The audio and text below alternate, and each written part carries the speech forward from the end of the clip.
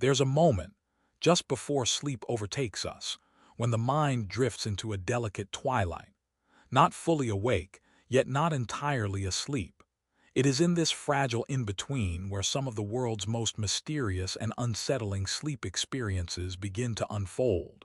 For centuries, people from every culture have whispered about strange encounters in this space, shadows that move without sound, figures at the edge of the bed, and sensations that defy logic.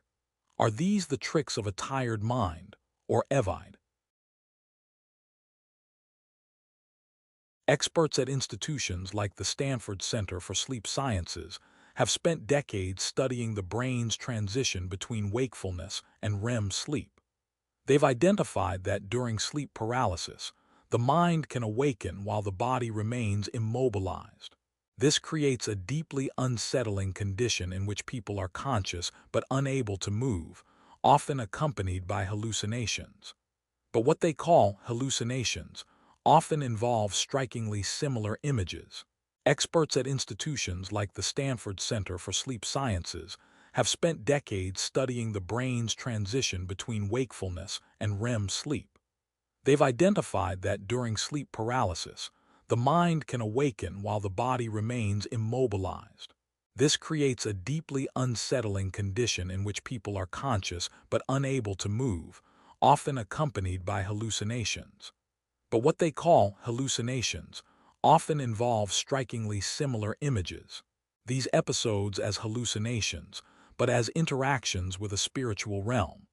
The Inuit people of the Arctic describe Yukwamangurnik, an evil presence that presses upon the chest. In Japanese folklore, the phenomenon is known as kanashibari, caused by vengeful spirits. Among the Hmong people of Southeast Asia, the experience is interpreted as dabbed sog, a malevolent nighttime demon. These aren't just bedtime stories.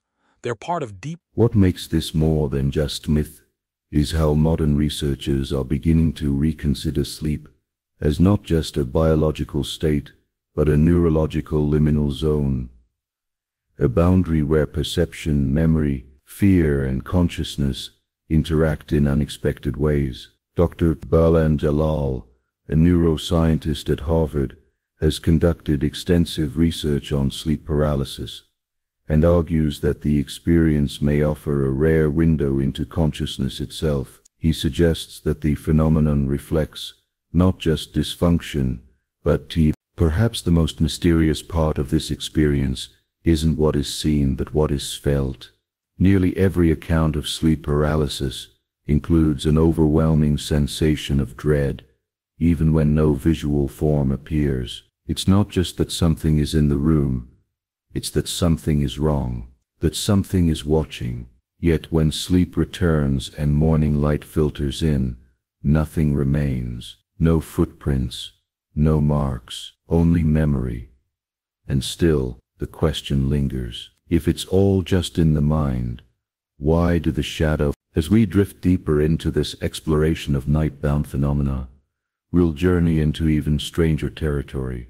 From sudden unexplained movements during dreams, to voices that speak just before waking, the world of sleep hides countless mysteries behind closed eyes. And in our next section we'll explore a condition so unusual, it's been mistaken for possession, even by those trained in science. But for now, rest in the quiet mystery of that twilight space, where the shadows wait, and science steps. It begins in stillness. Your eyes flutter open, but something feels off. The room is familiar, unchanged, and yet heavy. You try to move, but can't. The limbs lie frozen, pinned by something unseen. A tingling sensation creeps up your spine. There's pressure on your chest, a weight bearing down. Then the presence, it's there, watching, hovering, just out of view. You try to scream, but no sound comes. Moments pass like lifetimes, and then, as if nothing ever happened, Movement returns. The room is quiet again, safe, but the fear lingers, real and raw.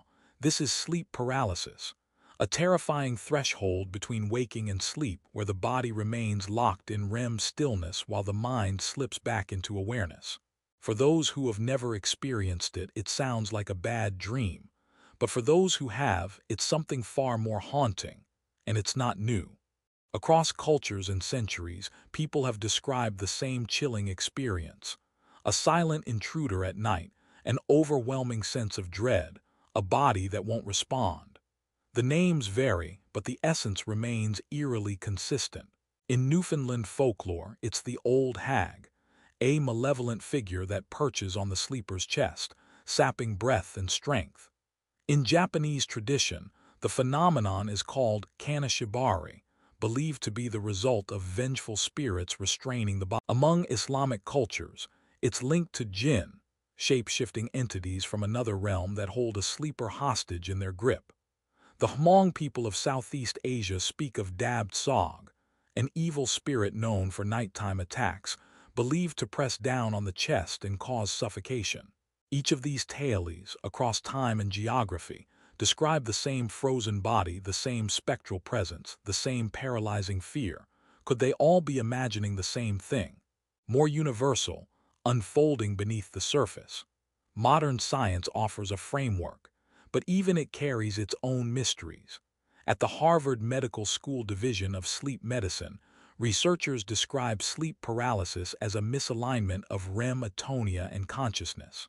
During normal REM sleep, the body is essentially paralyzed by the brain, a necessary function known as REM atonia, designed to keep us from physically acting out our dreams. But in sleep paralysis, the brain's mechanisms misfire. The body remains immobile, while consciousness prematurely returns. According to Harvard-affiliated neuroscientist Dr. Balin Jalal, the phenomenon is more common than most realize. We estimate that nearly 1 in 5 people will experience sleep paralysis at least once in their lives, he explains. What's more fascinating is that despite the cultural interpretation, the neurobiology remains the same. It's a glitch in the brain's sleep system, but one that feels profoundly real, and often deeply terrifying. The experience is not just about immobility, it's the hallucinations, or what science calls hypnopompic imagery, a sense of presence. Unfamiliar sounds, shifting shadows, figures. In this liminal state, the brain is hypervigilant, scanning for threats. Without sensory input from the paralyzed body, it begins to fill in the gaps. Evolutionarily speaking, the fear response is heightened, just in case. Our minds have evolved to sense danger in darkness. In the absence of control, it conjures something to be afraid of. That something, more often than not, is a shadowy figure. Dr. Jalal has conducted cross-cultural studies on sleep paralysis, examining how belief systems influence the shape of hallucinations. In Muslim-majority regions, the presence is often interpreted as a jinn. In East Asia, it is spiritual or ancestral in nature. In the West, it's more likely to be understood as an alien encounter, a ghost, or an unexplainable entity. He explains, the core neurophysiology is universal. What changes is the narrative over what the brain uses to make sense of what's happening. That's where culture steps in. From a neurological perspective, sleep paralysis is a collision of systems. The paralyzed body, the conscious mind, the REM dreaming brain. But even this framework doesn't fully explain the vivid coherence of these visions. Why do so many see the same faceless man? The same dark silhouette? Why the feeling of a presence, always looming just beyond the corner of the eye? One theory suggests that during REM atonia, the brain's spatial awareness systems become disrupted. The temporoparietal junction, which helps map the position of the body in space, may misfire, resulting in the sensation that someone else is in the room. When paired with heightened amygdala activity, our fear center, it creates a sense of threat presence, but here, even science pauses. Because no scan, no EEG can capture what it feels like to lie frozen in the dark, utterly vulnerable. No diagram explains why the presence often seems sentient, aware of the sleeper's terror. And so, ancient beliefs endure, not because they resist science, but because they describe an experience science has yet to fully unravel. For many, sleep paralysis is a one-time event, a curious, frightening memory that fades with time. For others, it is recurring, chronic, and emotionally distressing. Yet despite the fear it instills, it is not dangerous. The body always wakes. The breath always returns. There are even those who, with practice and guidance, have learned to use the state as a gateway into lucid dreaming, or as a tool for inner exploration. But for most, it remains a mystery, a fleeting terror cloaked in stillness. So if you've ever awoken to frozen limbs and the sense of being watched, you are not alone. From desert tribes to city dwellers, from centuries past to this very night, millions have felt the same silent grip. Some called it a hag, others a demon. Today we call it sleep paralysis. The names may change, but the shadow remains. And as unsettling as this state may be, it's only the beginning of the strange phenomena sleep can produce. Because while sleep paralysis may freeze the body, the next condition we explore may alter memory itself. You wake up, the ceiling is just where it should be. The dim outline of the dresser, the weight of the blanket on your legs, a faint rustle from outside, all feels ordinary. You sit up, maybe stretch, maybe stand, but something flickers. The room bends slightly at the edges. The light isn't quite right. And just as you notice, the floor gives way and you wake up again. This time for real, or so you think. Because some dreams don't end when they should. They don't unravel gently like morning mist. Instead, they fold back in on themselves, restarting, replaying, sometimes with subtle differences, sometimes none at all.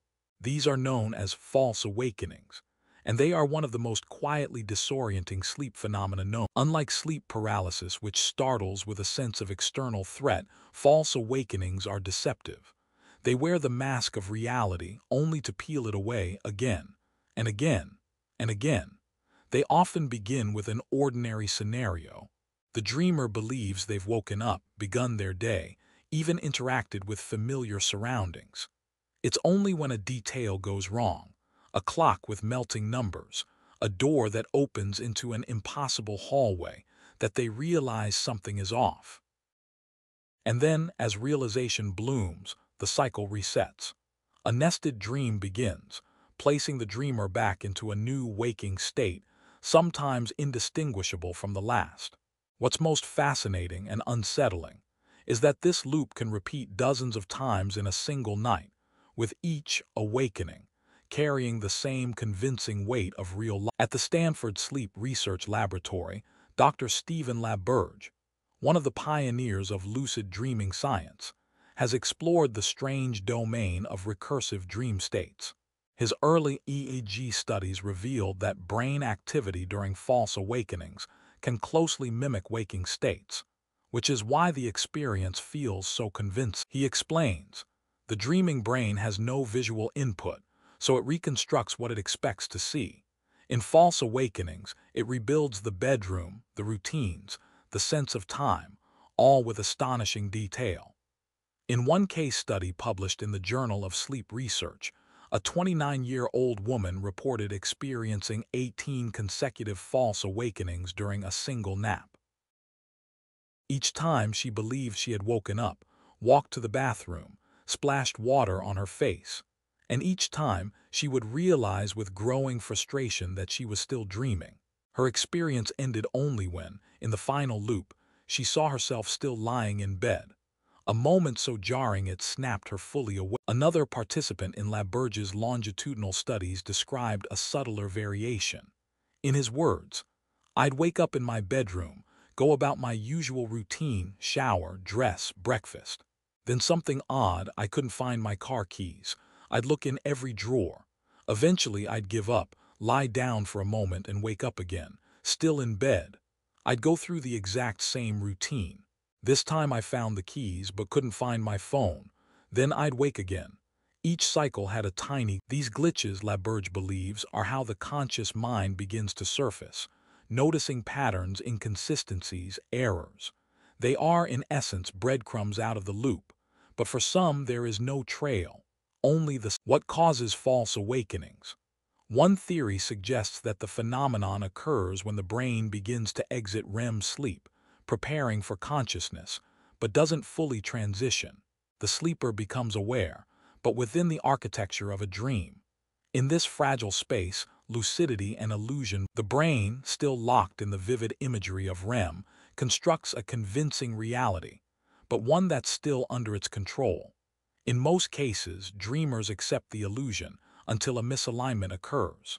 These loops are particularly common among those who lucid dream frequently or those under emotional stress. The mind, caught between sleep and waking, creates looped simulations, a way of testing or perhaps practicing waking life. But some loops don't feel like practice. Some feel like trap. Consider the account of Tomas, a participant in a multi-year sleep journal study. He wrote, "I kept waking up in my room, but each time it felt darker, like the shadows were deeper, the corners farther away. By the seventh or eighth time, I started to panic. I thought maybe I'm dead, maybe I'm in some kind of purgatory. I couldn't tell." These are rare but powerful experiences, false awakenings that tip into existential confusion. Some researchers compare them to mini-dissociative states, where the mind questions its own reality, a process made all the more intense by repetition. And while science acknowledges the neurological basis, it has yet to explain why certain individuals experience these loops more vividly than others, or why some report carrying emotional residue from the loops into waking life.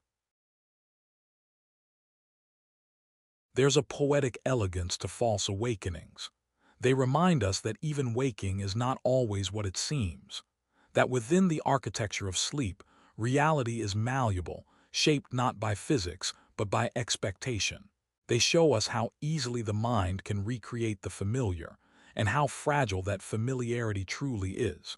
But there's also something subtly unsettling about them, that feeling of being stuck, of reaching for the world and missing. It evokes a specific kind of fear, not loud or theatrical, but quiet, creeping. A sense that the rules of waking life are, at best, temporary. Yet not all dream loops are disorienting. In some traditions, false awakenings are seen as gateways, thresholds between consciousness levels. Tibetan dream yogis, for example, view recursive dreaming as a sign of spiritual readiness. In certain meditation practices, the ability to notice dream loops is considered a path to deeper awareness.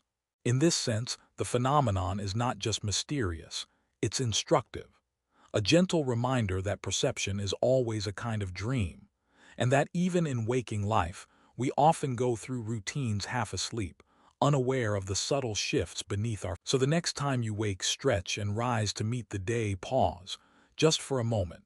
Notice the angle of the light, the smell of the room, the ticking of the clock. Ask yourself, am I truly awake? Or is this just one more loop, waiting to be noticed? Because while some loops are, others pull the sleeper into something far darker, something they carry with them when they wake. And in our next mystery, we follow those traces into the phenomenon of missing time, a shadow that stretches from sleep into waking reality. You are drifting. The world is softening around the edges. Breathing slows, thoughts untether, sleep is near. And then a boom, like a gunshot behind your eyes, a shattering crash of glass, a scream inside your head that never came from outside. Your body jolts, your heart races, but the room is quiet. No alarm, no intruder, no sound at all. You sit in the stillness, searching for the source, but there is none. And then it comes again, not as noise, but as realization. The sound you heard was never real. Welcome to exploding head syndrome, a sleep phenomenon so dramatic in name and so vivid in sensation that many who experience it are convinced they're dying. Despite its terrifying name, exploding head syndrome, or EHS, is completely harmless. It is not a stroke, it is not a seizure, it is not a sign of brain trauma. And yet, for those who feel it, it can be one of the most distressing sleep experiences imaginable. Many describe hearing a deafening sound just as they're about to fall asleep. A clap of thunder, a bomb detonating, a cymbal crash, or a violent shout. Some hear an electrical buzzing or a sudden snapping noise, like a live wire crackling behind the ear. Others report a flash of light or a sense of falling. But always, the silence that follows feels. In his work at Washington State University, Dr. Brian Sharpless has studied dozens of patients with EHS and compiled their stories into a broader clinical understanding. It's more common than people think, Dr. Sharpless explains. But most who experience it don't talk about it, because they fear it means. He recounts the story of a patient who was convinced her house was under attack. So real was the bang she heard that she called the police. Another patient rushed to the emergency room, believing he'd had a brain hemorrhage. In every case, the symptoms were the same. Sudden, loud auditory hallucination occurring at sleep onset, no actual sound present, no physical harm caused. EHS is not linked to hearing loss, nor is it associated with epilepsy or serious mental illness. Instead, it occurs during what's known as the hypnagogic transition, the delicate neural moment when the brain shifts from wakefulness into sleep. Normally, as the body relaxes and the brain downshifts its activity, auditory neurons begin to power down gradually. But in EHS, this process misfires. Imagine a symphony of instruments slowing to silence. But just as the final notes fade, one trumpet blares unexpectedly and without warning. That final out-of-place burst is the brain's version of an exploding head event, a kind of neurological hiccup in the orchestra of sleep. The exact cause isn't fully understood, but research points to stress and fatigue increasing likelihood, sleep disruptions like jet lag or insomnia creating neural tension overactivation in the temporal lobe, which processes sound. It may be a cousin of sleep paralysis, another REM-linked misfiring where the brain and body fall out of sync. In one study published by the American Academy of Sleep Medicine, researchers found that up to 14% of the population may experience EHS at least once in their lives. Many never realize it has a name. Others live in fear of a second occurrence. But here's what's important. It is not dangerous. It leaves no physical trace. It does not damage the brain. And perhaps most reassuring, it often goes away entirely after. Part of the distress comes from the contrast between the calm of sleep and the sudden sensory burst. The noise doesn't just sound loud, it feels loud, because the brain is unprepared for it. But understanding what's happening can reframe the experience. It's not your mind breaking down. It's your neurons adjusting too quick. One patient in Sharpless's research shared this reflection. At first, I thought I was going crazy. It happened 3 nights in a row. I heard a scream, like someone calling my name sharply in the dark. I sat up, heart pounding. But after reading about EHS, I actually found it fascinating. It hasn't happened since. This shift from fear to fascination is at the core of how sleep medicine reframes frightening phenomena. By studying and naming what once felt unknowable, science takes the sting out of mystery. And for EHS, naming is a kind of power. It's worth noting that this phenomenon has been recorded for centuries, though under different guises. In 1876, British physician Silas Weir Mitchell described soldiers reporting sensory explosions in the night while suffering from fatigue and trauma. In medieval texts, references to divine thunder heard before waking were sometimes interpreted as spiritual warnings or even omens. But today, we know better. The thunder comes from within, and more importantly, it leaves no mark behind. So if you've ever heard that crash in the dark, that sudden, shattering boom as sleep pulled you under, take a slow breath. It wasn't death knocking. It wasn't madness creeping. It was just your mind, stumbling softly through the doorway of sleep. A brief static flicker as one world fades and another begins. Because for some, the loudest moments are heard alone in the dark, but for others, it's the silence after that haunts them most. And in that stillness, we uncover the next mystery, a phenomenon not of sound but of time itself. Missing minutes, forgotten moments, and hours that vanish without a trace. As you drift deeper now, slipping beneath the soft edges of waking thought, you may begin to wonder, what if the dream you just had wasn't yours alone? Across the world and throughout history, people have reported a phenomenon both enchanting and unsettling: shared dreaming. Two siblings, hundreds of miles apart, dreaming the same strange forest on the same night. Lovers meeting in sleep, recounting the same silent conversation come morning. Strangers describing identical figures, places, symbols, before ever speaking. These aren't just romantic tales. They are documented, cataloged, and quietly studied, often on the fringe, and they raise a question even the most rational minds can't easily dismiss. Could our dreams occasionally entangle? In the early 20th century, Swiss psychiatrist Carl Jung dared to explore such territory.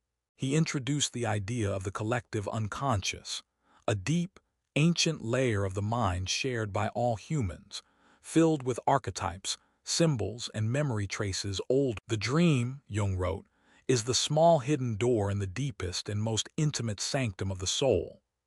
Through that door, he believed, we sometimes access a universal psychic field where thoughts are not individual, but connected. Modern psychology has largely moved away from Jung's more mystical propositions. Yet his core idea, that something shared might exist beneath conscious awareness, remains a tantalizing thread in sleep research. Consider this. A 2008 exploratory study at the University of Edinburgh's Koestler Parapsychology Unit gathered pairs of close individuals, friends, partners, even identical twins, and placed them in separate, monitored sleep environments. One was given vivid dream stimuli, emotionally charged images, music, even personal letters. The other was simply asked to sleep. Across multiple nights, researchers observed that a statistically significant number of the second participants reported dream imagery directly correlating with the stimuli shown to their partner. Not precise replications, but echoes. Colors, themes, emotions, names. Nothing conclusive, the researchers were quick to note, but not nothing. Skeptics argue these overlaps are coincidence, confirmation bias, or a product of emotional attunement between subjects. And yet, many independent cases, unsolicited and unsought, challenge easy dismissal. A mother dreams her son is lost in a gray place with no sound. The next morning, he tells her, he dreamt of wandering, calling out, but no one could hear. In Canada, her best friend sketches that very door in a journal entry, hours before speaking. These are not experiments but testimonies. Stories repeated, again and again, in cultures that have never met. In the Zulu tradition, dreaming is considered a shared act, a spirit walk where one may encounter others. In ancient Mesopotamia, the Egururu, a night vision shared between family, was seen as a divine message. Among the Maori, certain dreams are not believed to belong to the dreamer, but to the tribe itself. Could these cultural beliefs be primitive myths? Or are they ancient interpretations of phenomena we still don't understand? Some neuroscientists suggest a subtle biological theory, that our brains, when deeply bonded with others through attachment or emotional resonance, may synchronize in ways we don't fully measure, via shared patterns of electrical frequency or similar theta wave activity during REM sleep. Still others explore the idea of quantum entanglement, not of particles but of perceptions, not widely accepted, but whispered about in the more curious corners of cognitive science.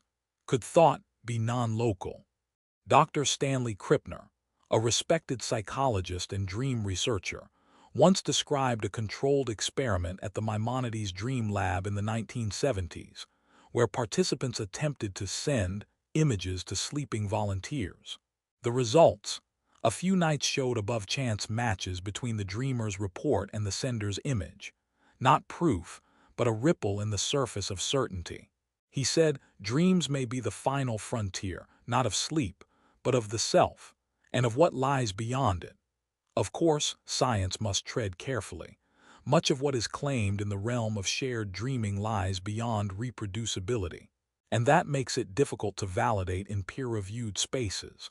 But validation is not the same as truth, and the dream realm is no stranger to delayed understanding. Sleep paralysis was once demonic possession.